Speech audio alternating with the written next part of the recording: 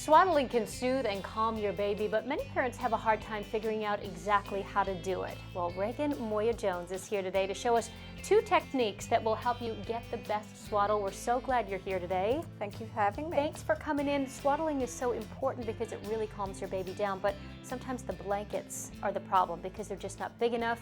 You've solved that problem. Absolutely. Tell us what's different about this besides the fact that it's so much larger. Okay, well, a couple of things that make it so unique. Predominantly the size, which is 47 by 47, so it is by far the largest swaddling blanket on the market. So you can really get a good wrap. Exactly. I think a lot of mums give up on swaddling because they get frustrated because the blankets are not big enough. So, you know, once a baby turns 6-7 weeks, they're moving around and they Pop escape. right out. Exactly. And so they give up, and which is a bad thing because, you know, swaddling really helps you and the baby sleep. To sleep. Now this is muslin, which is the other difference. It's made by your company, Aiden and A. That's correct. And it's much lighter than your typical fabric that's been used up to now for swaddling. Absolutely, which is by far and away the most important feature of this particular blanket is the breathability of the fabric. So. And you have 2 methods. Yes. Let's start with the first. We Okay. have your little baby here. Okay. So let's. What I also want to tell everybody is, you know, you see a lot of things out there on how to swaddle babies and everything, and they're done by registered nurses, and they're these fabulous techniques, and, you know, and you feel like you need a degree to do it. That's not true. You just need the right product. And, you know, you just need to know how to get a tight swaddle. So well, she feels very lifelike. Right. That is like the size of probably an 8-week baby. Show us how to do this. Yeah. So just you make sure you get their shoulders right on the edge of the swaddle. Okay. And then what you do is you take, it doesn't matter which arm first, but gently lay their arm over onto the side of their body. Then take the fabric and pull it tight. And that's very important, right? Very tight, because the natural movement of the baby will allow the baby to find their own comfort, you know, level within the swaddle. Okay. So then what you do is make sure, you lift their other arm out. And then you roll the baby slightly. That's right. Make sure it's tucked, you know, securely underneath. Okay.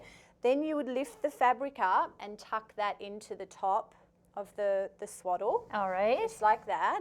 And then you do the same thing again. The arm out again. Yes, make sure it's down. And then again, you can see with the amount of fabric in this, the blanket, that you can really get a nice, good wrap, secure. and then tuck it in. And then you can tuck it in at the top again. This baby's not going anywhere. No. So, as you were saying, Julie, it's very important to pull the fabric tight because there is actual natural give in muslin. So there's a natural stretchability to muslin. Okay. So never feel bad about really getting a very tight swaddle, because as soon as the baby starts to move around, it will find, you know, the swaddle will loosen up. Will loosen a bit. Yeah, exactly. Now, there's another method before we run out of time, the Aussie method. We call it the Aussie method because when I was in Australia on maternity leave, an Australian nurse taught me this because my children loved to be swaddled and they weren't ready to stop, but they were getting frustrated by being pinned tightly down. So when they're beyond maybe 4 months and they're getting a little larger? Even earlier than that. Okay. I think some babies can get frustrated as early as 8 weeks, you know, with their arms tightly pinned down. So what you would do was start exactly the same way with it, in terms of the position of the baby. Okay. But rather than pulling their hand down and pulling the swaddle across, what you do is you take their arm and you put it up into the fabric. Oh, so they can still have an arm up. Exactly. And then fold it over and again tuck it securely underneath them. Okay. What a good baby. Right, very cooperative. Okay. If they were only all this easy, right? And then the other arm And then the same out. thing with the other arm. So take that and tuck that up into the fabric, fold it down.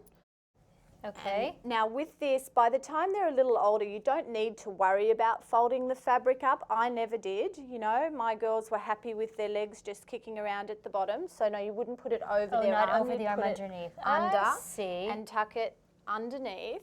And so what happens then is the baby can bring their hands up to their face. Exactly, but with the startle reflex, they still can't go very far. So they still feel very secure in the swaddle. However, they can bring their hands up to their face and you know.